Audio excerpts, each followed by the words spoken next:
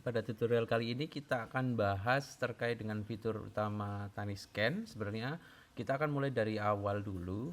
TaniScan itu untuk apa seperti itu? Ini ranahnya lebih ke perusahaan atau enterprise, karena kita akan bahas di session desktop atau versi untuk laptop atau komputer.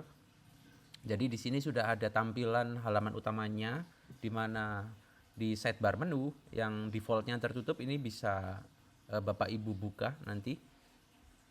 Nah, di sini ada overview, di mana overview ini adalah dashboard dari TaniScan terkait dengan data perusahaan kita. Nah, misal ini ada perusahaan dummy atau perusahaan contoh, di mana perusahaan contoh itu mempunyai blok-blok lahan ya, dalam satu farm station. Nah, di sini ini tidak terpatok hanya blok-blok dalam satu farm station untuk perusahaan tertentu, tapi bisa dengan konsep misal mitra ataupun blok-blok lahan yang nantinya terpisah ya, antar kota misal. Ini bisa nanti ditambah-tambahkan.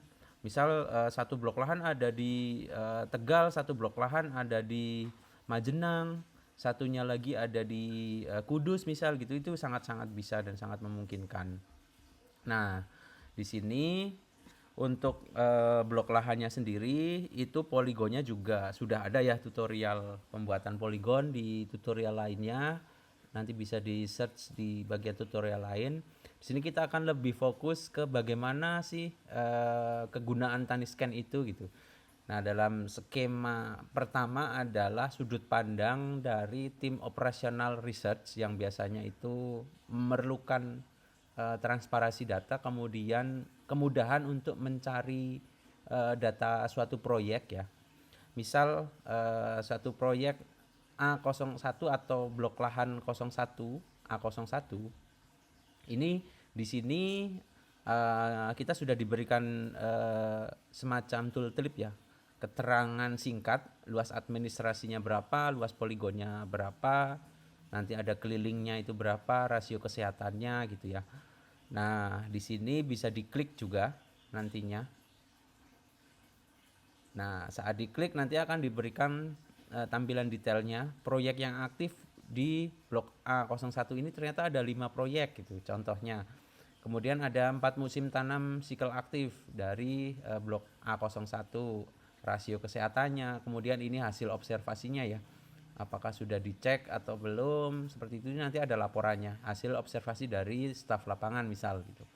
Kemudian di sini ada informasi lahannya, kemudian ada informasi lingkungan. Nah, informasi lingkungan ini didapatkan secara real time melalui data satelit, mulai dari lokasi proyek, jenis tanah, pH, dan lain-lain. Ini real time oleh satelit, data satelit.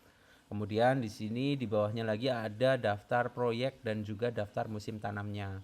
Oh, ternyata di sini ada proyek sertifikasi, ada proyek riset dan lain-lain. Nanti bisa tertera semuanya. Misal ini untuk proyek operational research, riset jagung misal. Pas dibuka nanti akan langsung membuka detailnya ya. Oh, ternyata di dalam proyek itu ada satu musim tanam nih jagung gitu. Kita klik lagi. Oh, ternyata di dalam satu musim tanam ini ada fase pembibitan, fase persiapan lahan, fase fase penanaman, dan seterusnya. Dan di setiap fase ini juga ada step-stepnya ya. Ini apakah sudah dilakukan atau belum gitu. Nah, ini sudah dilakukan, sudah dicoret gitu. Oh, ternyata realisasinya berbeda dengan aktual plan-nya untuk pembiayaannya gitu. Ini juga bisa dilakukan seperti itu. Ini contoh saja, ini total anggarannya 150.000 tapi total biayanya sekitar 8M. Ini contoh saja. Ini hanya untuk memberikan pembanding atau pembeda ya, perbedaannya gitu. Kemudian di bawahnya nanti ada data hasil panennya. Kemudian di bawahnya lagi ada ringkasannya ya, ringkasan finansial. Nanti ada alokasi per kategorinya, feed labor berapa, material berapa, dan lain-lain. Nanti akan otomatis semua. Seperti itu. Kemudian nanti bisa cetak juga, ekspor PDF di sini untuk hasilnya itu yang sudah dalam bentuk laporan. Jadi sudah enak ya, tim lapangan bisa langsung input, tim manajemen bisa melihat di overview-nya, dan untuk kebutuhan laporan tinggal cetak seperti itu. Itu untuk dari segi operational research biasanya ya. Nah, kemudian selain dari operational research, di sini juga bisa melakukan monitoring proses sertifikasi.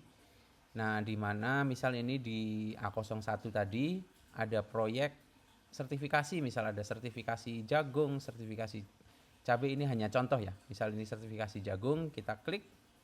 Nah, di sini untuk sertifikasi langsung diarahkan ke lokasi sertifikasinya di mana, benih sumbernya apa, lot benihnya ada berapa, dokumen-dokumennya sudah sampai tahap mana nih dokumen sertifikasinya. Kemudian bisa diklik lagi, ini perlu tindakan untuk pemeriksaan pasca panen. Nah, ternyata saat ditinjau ini masih proses oleh karyawan produksi. Itu. Nah, di sini tinggal nanti diteruskan seperti itu. Nah, jadi dari proses overview, kemudian tinggal klik blok lahan yang diinginkan, cari proyeknya, kemudian langsung diarahkan ke detail-detail proyeknya. Nah, ini ada seru-serunya, tanda seru. Ini untuk data-data yang belum lengkap seperti itu. Jadi ini sangat memudahkan untuk proses tracking dokumen sertifikasi. Kurang lebihnya seperti itu untuk mode keduanya ya, dari mode penelitian atau mode research.